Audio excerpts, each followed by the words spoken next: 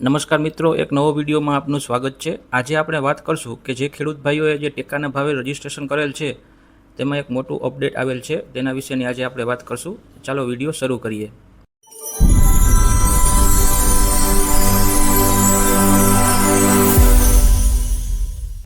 તો જે ખેડૂતોએ ટેકાના ભાવે રજીસ્ટ્રેશન કરેલ છે તે કોઈ કારણસર જ્યારે મગફળી કે કોઈ અન્ય પાક જ્યારે તે આપવા જાય છે ત્યારે જો પોતે ન જઈ શકતા હોય કોઈ કારણસર તો તેને નોમિની એડ કરવું ફરજિયાત છે। તો આજે તેના વિશેની આપણે માહિતી મેળવીશું કે ટેકાના ભાવે ખરીદી સારું નોમિની ઉમેરો કરવા બાબત જે આજે એક નોટિફિકેશન આવેલ છે।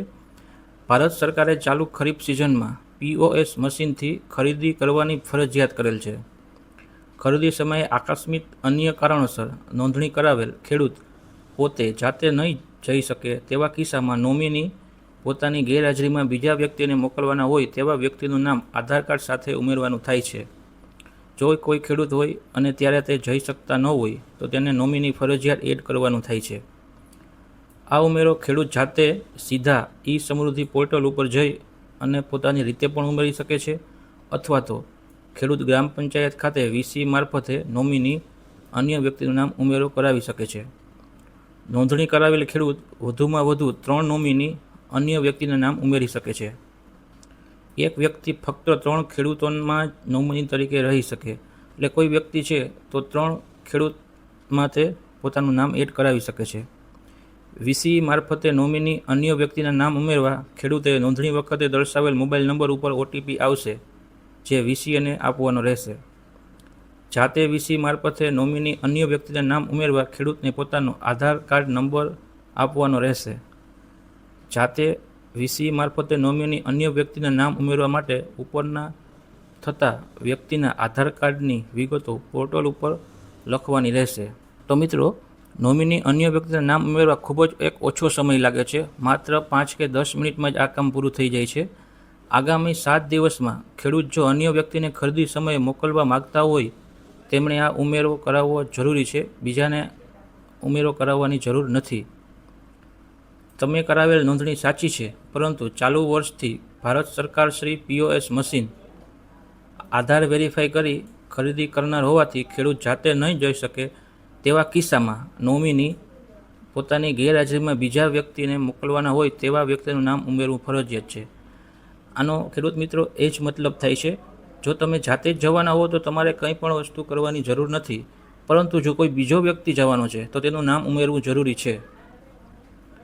દરેક ખેડૂતે ખરીદી શરૂ થાય તે પહેલાં તેમના આધાર કાર્ડમાં બાયોમેટ્રિક ઉમેરવું ખૂબ જરૂરી છે।